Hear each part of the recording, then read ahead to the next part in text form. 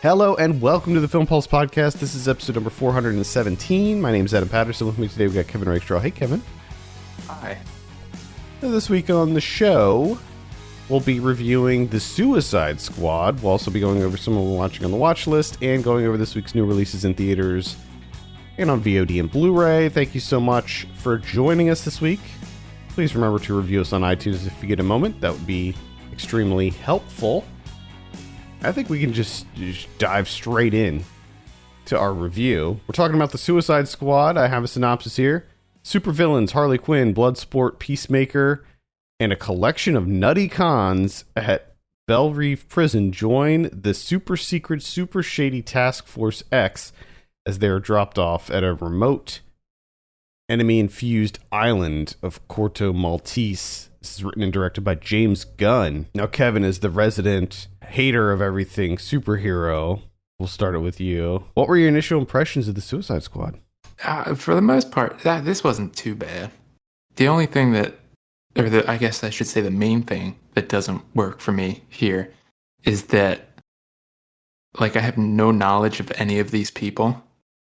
So they're like nothing to me. Okay. I'm taking it at face value. You know what I mean? You tell me this guy's name is Bloodsport, and I'm just like, okay, he's Bloodsport. This is what he does, I guess. But I'm not invested in any of these characters. They're just, you could tell me anything about them. You could tell me that they have a rich history, and I'd just have to take your word for it. Or you could say that Gunn just made these guys up 2 weeks ago, and I'd be like, oh, okay. Either or. So I'm just not invested in any of these people. And, the action is okay. A lot of the stuff is okay. You know what I mean? It has its moments that are pretty funny. And the violence is, it's up there. And Indeed. It's pretty silly. So, it's completely bloated. I thought that the rare attempts of trying to make it an emotional connection with some of these characters just did not work for me at all. Just felt at odds at what the majority of this movie is, which is dumb violence. They want to veer it off to those we're going to try and be emotional right now and sentimental. And it's this is not working at all, guys. Yeah, I agree with you 100% on pretty much all your points. I had a lot of fun with The Suicide Squad. I really disliked the last Suicide Squad movie. That was the David Ayer one. You have some carryover on this one, so it's kind of a pseudo sequel. Obviously, you have Margot Robbie coming back as Harley Quinn, and this one, I think that this one is exactly what a Suicide Squad movie should be. It's over the top. It's ridiculous. I mean, the whole concept of the Suicide Squad is that these are expendable criminals, and if you read the comic books, that's sort of how it is. It's like a revolving cast of characters because they're always getting killed because the missions are just so monumentally difficult. You have all kinds of characters in the Suicide Squad just dying. It's not like the X-Men where you have or Justice League where you have a core group of people and they're in it from the whole time. Yeah. I don't think it's designed for you to get particularly attached to any characters or learn their rich backstory. Now, a lot of these characters, or at least some of them, do have rich backstories. Obviously, Harley Quinn being one of them. Bloodsport, maybe to a lesser extent. But I think that if they tried to expand on some of these characters and give them a deeper backstory, I think it would have bloated the movie more and would have made things even more difficult as far as managing the tone and stuff. So I think that just hitting the ground running like what they did worked fine for this. Oh yeah. Yeah. Well, that's another thing that I should say is I don't know if I necessarily want more information on these people. Yeah. I'm just not interested in Polka Dot Man. Polka Dot or Man. I don't know if that was if that's a real an actual comic book character, if that was made for this movie. No, He is. I did some research, and Yeah, he is. He's a minor Batman villain. I love it. I think that's so funny. And I like that I like that King Shark is in this and voiced, I believe, by Sylvester Stallone, if I'm not mistaken. Are you serious? I think so. I'm pretty sure that was Sylvester Stallone's voice as King Shark. Wonderful. I had a lot of fun with this. I expected it to be fun. This is James Gunn. You know, this if you're not familiar with James Gunn's work, he's done Guardians of the Galaxy, but he also worked with Trauma in the past and did like Sliver. Was it Slither? Not Sliver. Slither. So he's definitely. So this is the type of movie that's in his wheelhouse where he's working.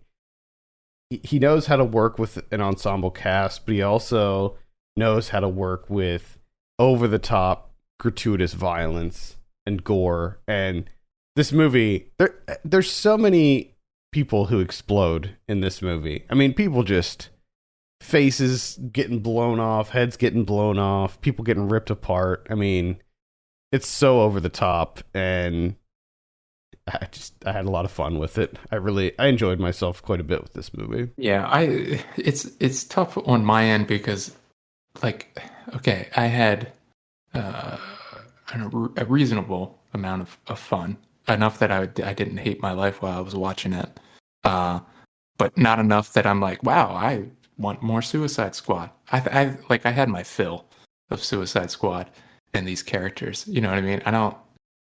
I don't really need any more. This was enough, but also there's not a whole lot for me to talk about, really. You know what I mean? Like there's like some of the violence is, it's over the top, it's gratuitous. There's some laughs in there. It's not a particularly, uh beautiful movie in terms of visuals. Like they're whatever. I think I mean, at least there's sunshine, which is nice. a comic book movie, I think that it does a decent job of bringing some style and some flair to it. I mean, like I think that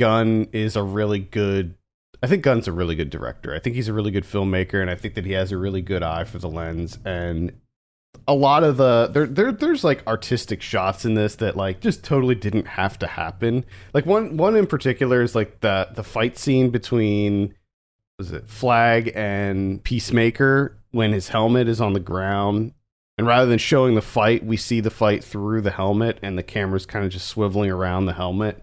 Like there's just little touches there that he totally didn't have to do it that way, but I think that it added to the cool factor, the style of this movie. And then there's a really big action sequence with Margot Robbie as Harley Quinn, where she just kills like a whole freaking platoon of soldiers, and that I think that scene was really cool too.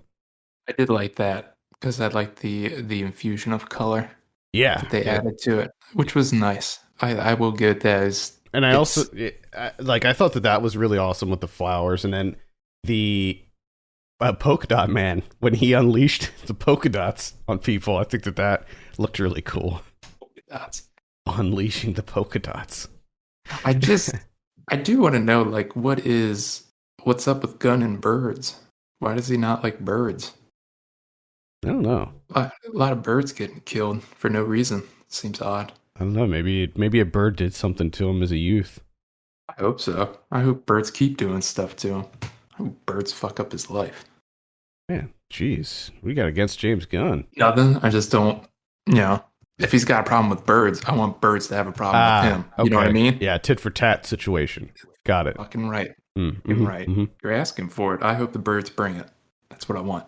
I think that this is a movie that is clearly driven by the creative vision of the director, of James Gunn, and I think that it should be noted, like, it seems pretty clear that Warner Brothers was like, hey, just do whatever you want, bro. Like, you have control over this, because there's just no way. Can you imagine Marvel like signing off on like one of these, like Taika Waititi for like the next Thor movie, and just being like, do whatever you want, bro. Make it rated R. Who cares? Just bring your own style, bring your own flavor to it. So I think that it's cool that they seemed to just allow him to have creative control over the story, over the narrative, and what happens in this. Taika Waititi was in this movie, by the way, as Ratcatcher. Yeah.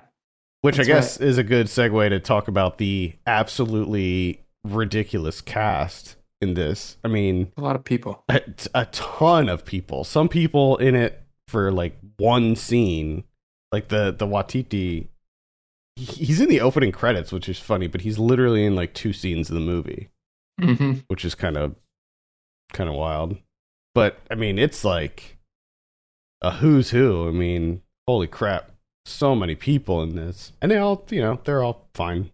They're having fun with it. Clearly, a lot of James Gunn, regulars. You got Michael Rooker in here as Savant, Nathan Fillion, his brother Sean Gunn, who was also Weasel. He was Calendar Man, but he was also Weasel. I liked the Weasel character. I think the one that I enjoyed the most was Peacemaker. I always enjoyed John Cena. Me too. And I like the idea of this character where he's like kind of this knockoff Captain America type, but he's so into his supposed purpose that he's actually like really fucking vile.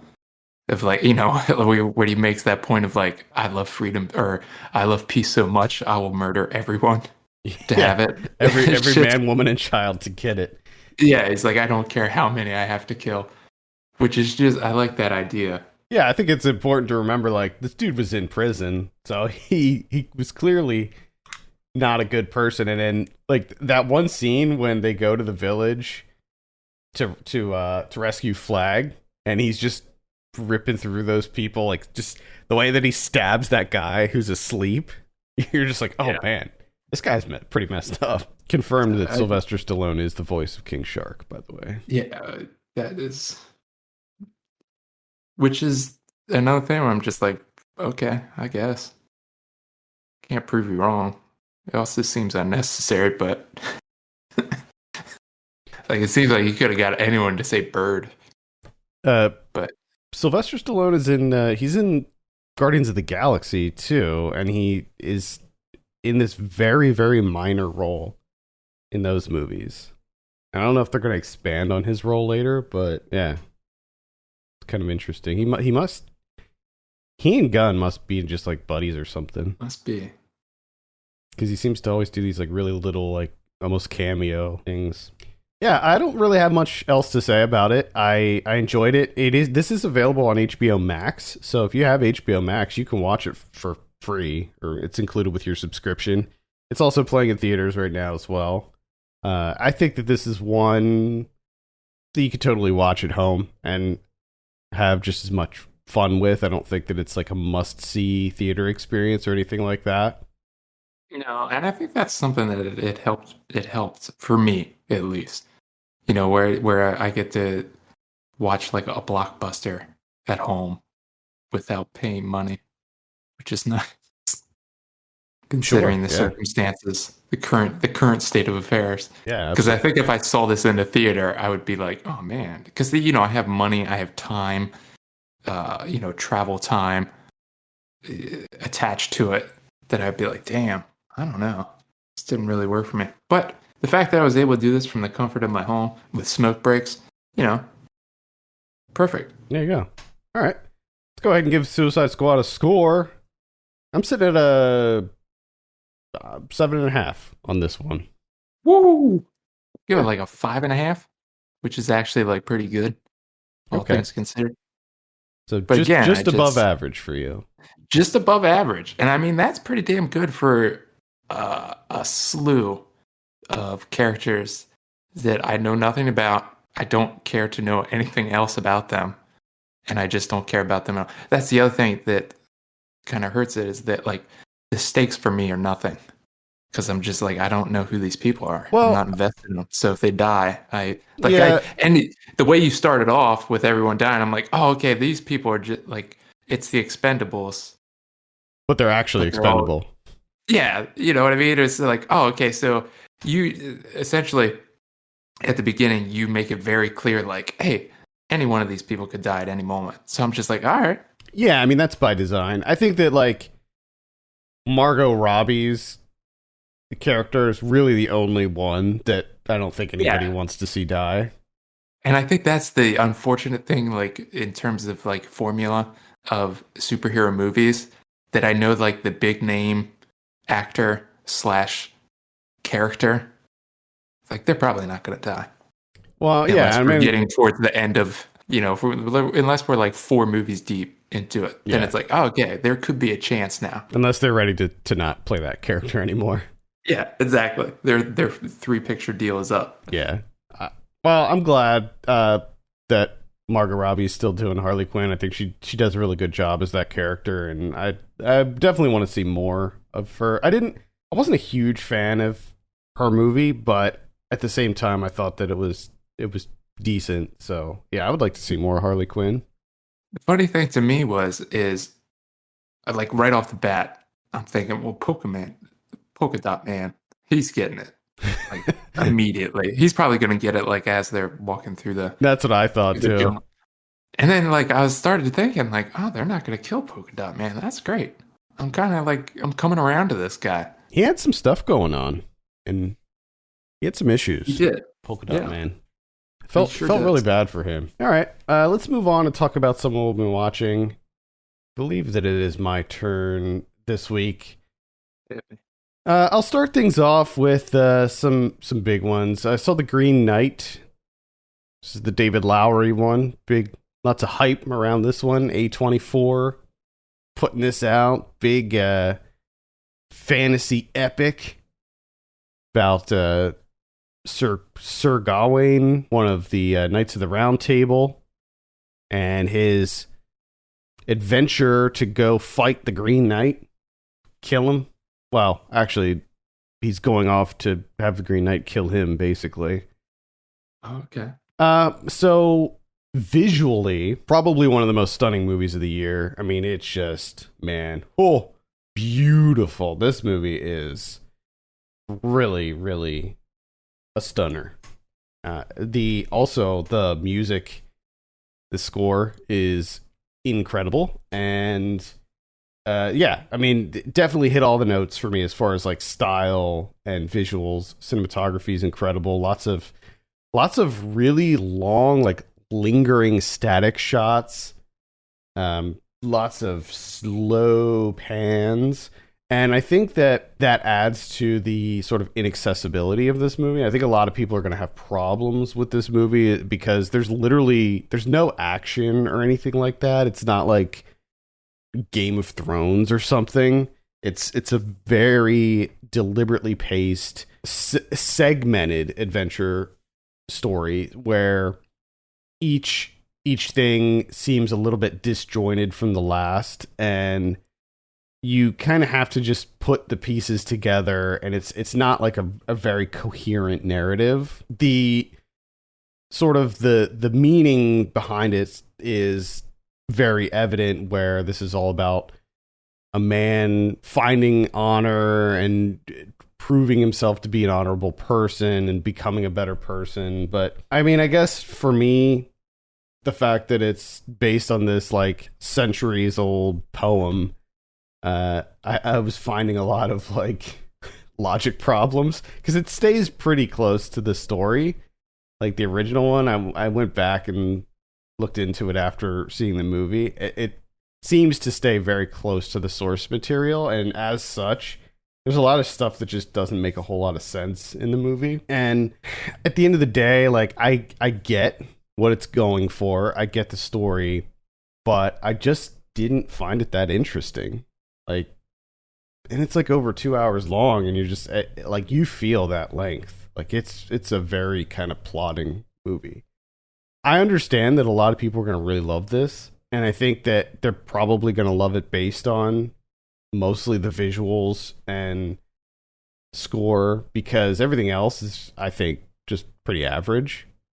But I mean, there's some just kind of jaw dropping moments. So I'll give it that. But I don't know. I can't really recommend it. I think you would probably despise this movie Probably. because I know you're not a huge Lowry fan to begin with. No, and it sounds like a lot of the issues that I have with his movies, it sounds like a lot of it is here. Yeah, there's some really frustrating moments. I think that it opens with a really interesting shot where it's just this static shot of this house and just these like peasant people just going about their day. And that's how the movie opens, and it stays on that for like, I don't know, like 3 minutes, and you're just like, wow, that is kind of a bold move to open your movie with this shot where like almost nothing is happening. And then there's another scene where Dev Patel's character he's tied up and he's in the woods, and it does this like 360 thing, but the camera moves so slow. And it is like another, I would say at least 3 minutes where the movie does a full on 720. So it spins around twice during this time, and it moves so slow, and you're just like, okay, I get it. I get it. Let's go. I mean, I understand that it was an artistic choice and everything, and it was representing something, but like, come on. It was a little bit. David, I have stuff to do. It was just a little bit too much. So, yeah. I mean, visually incredible, but narratively speaking, I just was not very invested in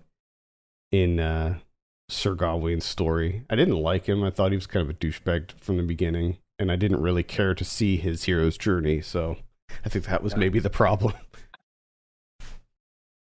But Eric, this guy becomes the hero or not? Yeah.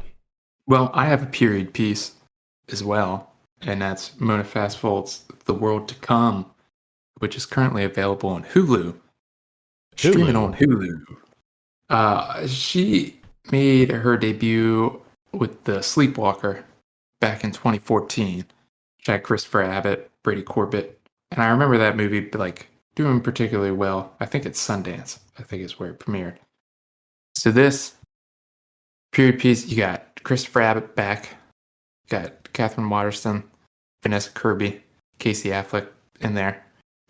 So this is 1856, and they're two farmers, right? And the women, it's a lesbian period drama. So it's just them, trying to hide their love for each other. Which, the cinematography, the location, I mean, this is a pastoral classic in terms of visuals. It's just incredible. It's so beautiful. Music's great. All those things, the technical aspects of this movie, phenomenal. Just great stuff.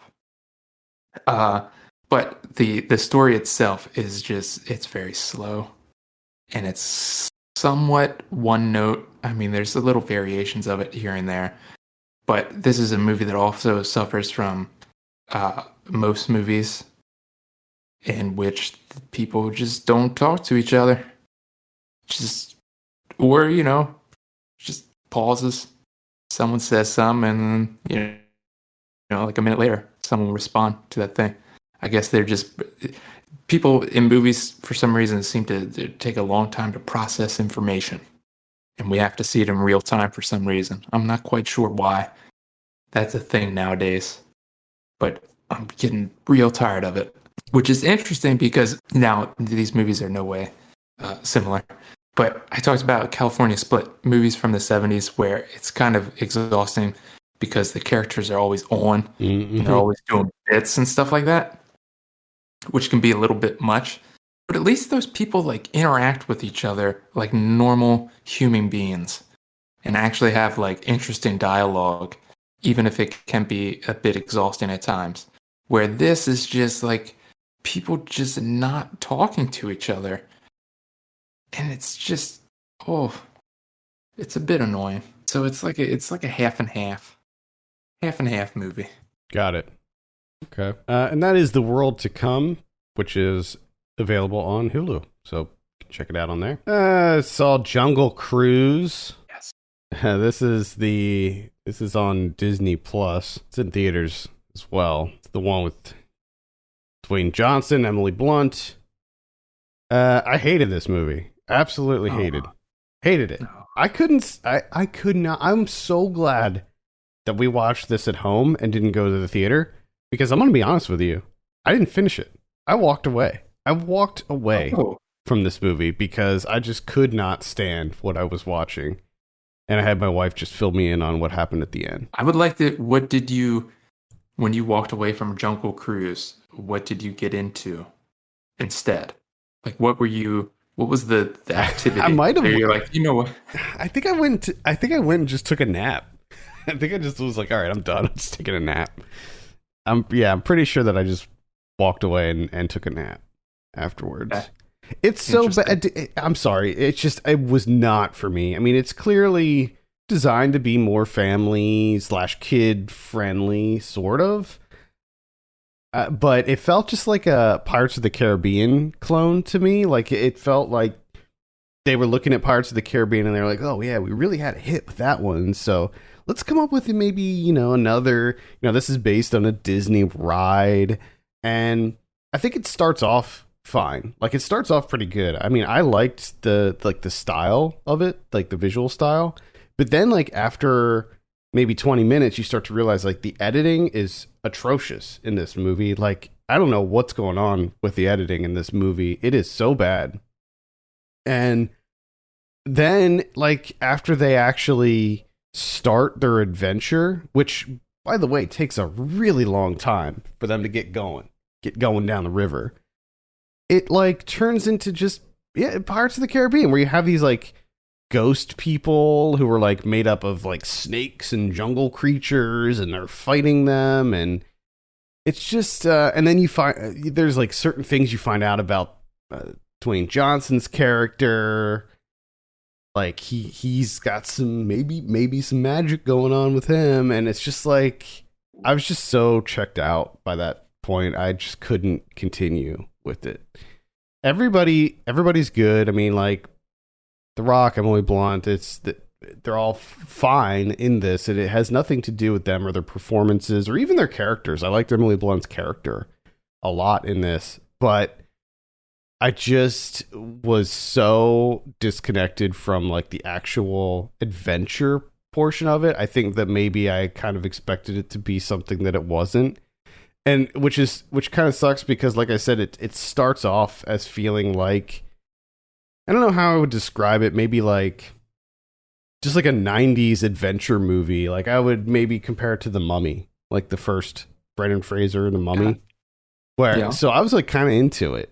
But then, like, it just devolved into your typical Disney, live action Disney stuff where you have, like, animals that are, like, really super smart, and they're all, like, everything is CG everything. And yeah, so I just was not into Jungle Cruise. I think, like, for kids, I think older kids, because it is, like, believe PG-13, but yeah, not for me. Sorry. Yeah, I'm gonna guess that you did take a nap because your review says more like Jungle Snooze. Yeah. Am I right? So I think you took a nap. Was that nap restorative? I believe so, yes. I believe that I woke up feeling refreshed. I started this thing where, like, now if I take a nap, I set an alarm, because if I don't, I'll sleep too long and then wake up and feel all, like, groggy and messed up. Yeah, you got to go with a time limit. Yeah, because naps are dangerous in that way. They can go either way. Mm-hmm. And a lot of times you wake up feeling fucking terrible. Yeah, exactly. I watched Bagdad Cafe from 1987, also available on Hulu, also available on Tubi. I should tell my mom about that. No, this is a classic. This is a classic, and I've been wanting to watch this thing for a long time, right? And one of the interesting things that I found out about this is the director, Percy Adlon, his son is married to Pamela Adlon. So this is Pamela Adlon's father-in-law, essentially, which I did not know. Did not know that. So this is a type of movie that just doesn't really seem to be made anymore, in that there's really not a whole lot going on narrative wise.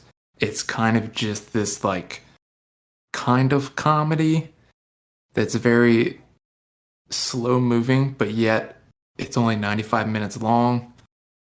It takes place out in the Mojave Desert at this like really, really remote, like it's like a truck stop slash cafe slash motel, right?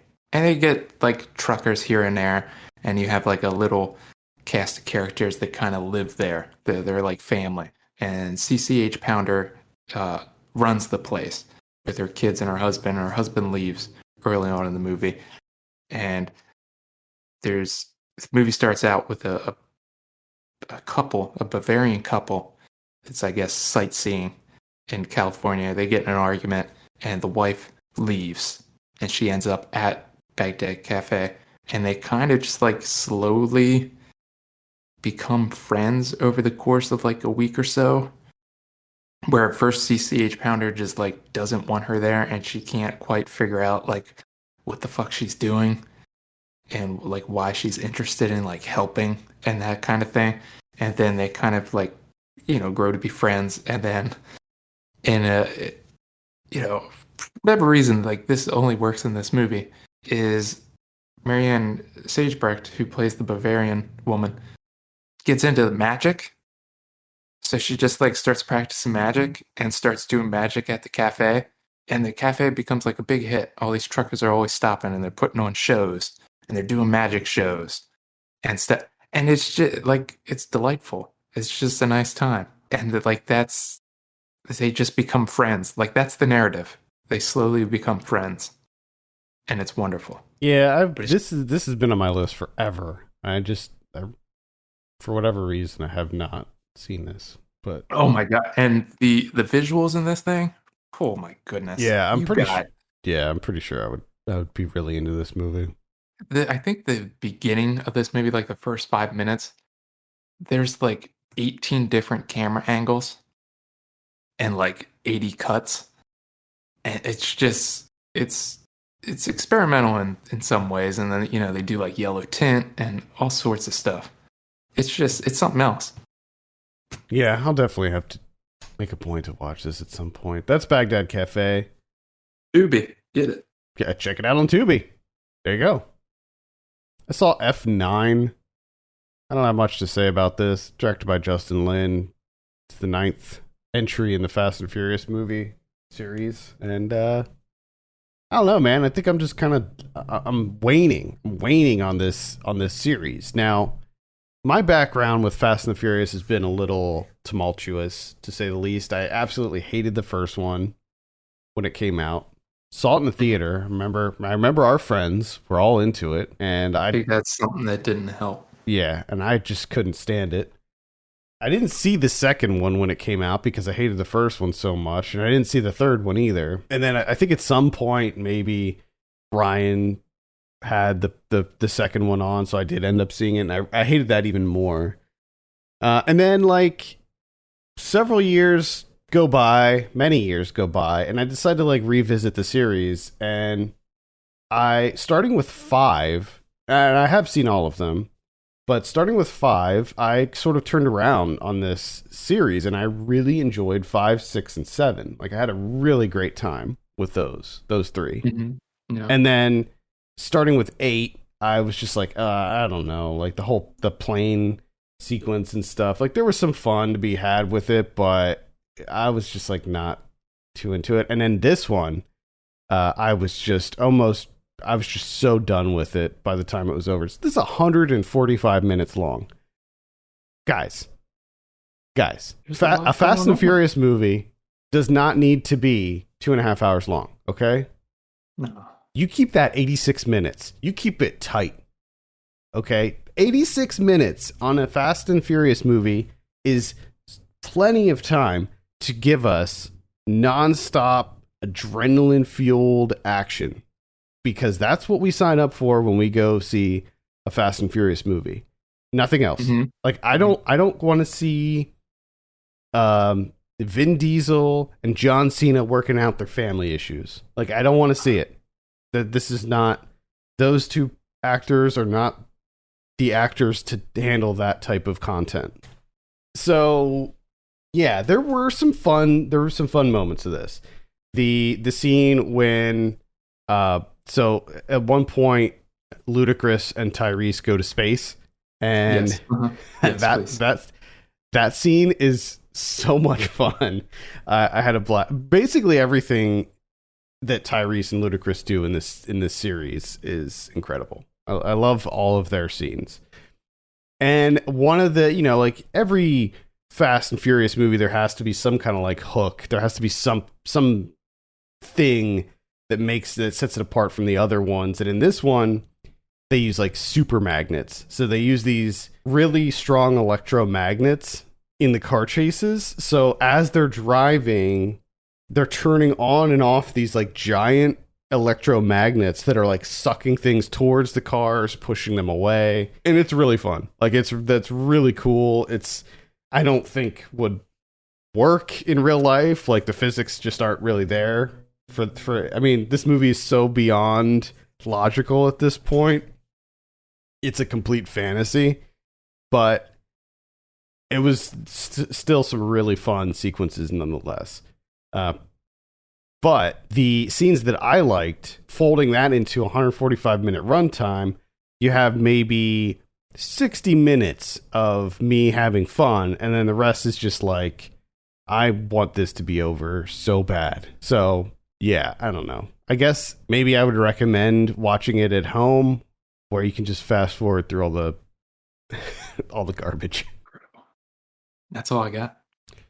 Okay. The only other one that I will mention is Woodstock 99. So this is a documentary that is on HBO Max, and it's just a music doc about Woodstock 99 and what a shit show Woodstock 99 was. And the funny thing is, I remember when this happened, I watched it live because MTV did like really extensive coverage of Woodstock 99. I think they had some kind of deal with the promoters and stuff where it was just like, I don't know if you remember or if you were watching MTV back when this happened, but Oh yeah. like it was like all day, every day, just live Woodstock coverage. And so, when everything went to shit and everybody started rioting and breaking everything down and burning everything to the ground, like that, we could see that happening in real time. And, what I knew about the whole event was, what MTV reported and all of that. But it was so much worse than what I imagined. The amount of horrific, like, atrocities that happened to people at this event, specifically to a lot of the women who were there, was just horrendous. And it's not a surprise that there's never been a Woodstock, since this, because it was an absolute blunder. Which is funny because like you compare this one to Woodstock 94, and it was like a completely different thing. Like just, I don't know what these idiots were thinking, but yeah, at any rate, this is a pretty standard talking head doc about the event. It looks pretty cheap, actually. It looks more like a TV show, which I think that it kind of is because it's called Music Box. Like Music Box, Woodstock 99, Peace, Love, and Rage. So I think that might be like a documentary series that's happening. Yeah, that's what it sounds like. But so it does have like a TV quality to it. However, it's still good. It's still fine. Like the information is still there, and there's an absolute ton of like archival footage from the event. Tons of footage that I've never seen before, because one of the big things with this is that like all the women were just topless all the time. So I think it was like hard for MTV to really capture the event because of all of the nudity that was happening.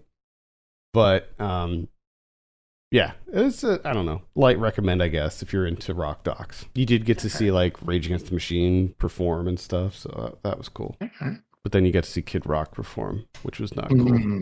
Not cool at all. Which was not cool. In Limp Bizkit. Okay, let's take a look at what we have in theaters this week. Just one that I'm aware of, and that's Free Guy. This is the Ryan Reynolds action comedy where he's like a video game character and he becomes self-aware and lots of action and comedy ensues. Oh man, This was one of the last like 20th Century Fox movies before Disney bought them up, and Disney is releasing this in theaters. Apparently, it's going to have a 45-day theatrical window, so 45 days after it releases in theaters, it's going to be available on Disney Plus. That's really it for theaters. Wow. Yeah, we're still kind of struggling with theaters. We sure are. I did notice that like there's a lot of kind of repertory screenings and stuff like that. Like my local theater is playing some interesting older movies. So yeah, you know, if you have that itch, check your listings, even if nothing new and big is coming out, because there might be something going on there. On VOD this week, we have Eye Without a Face, and that is coming out on August 10th. Tagline for this is Alt Shift Homicide. Alt Shift Homicide. Is that actually a key combination? I'm not that I'm aware of, but I don't know. Maybe it's like a special custom keyboard or something that has the homicide button on it. Phenomenal. Might be like a special type of macro or something that they have set up. Could be. Only found on Acers. Mm-hmm.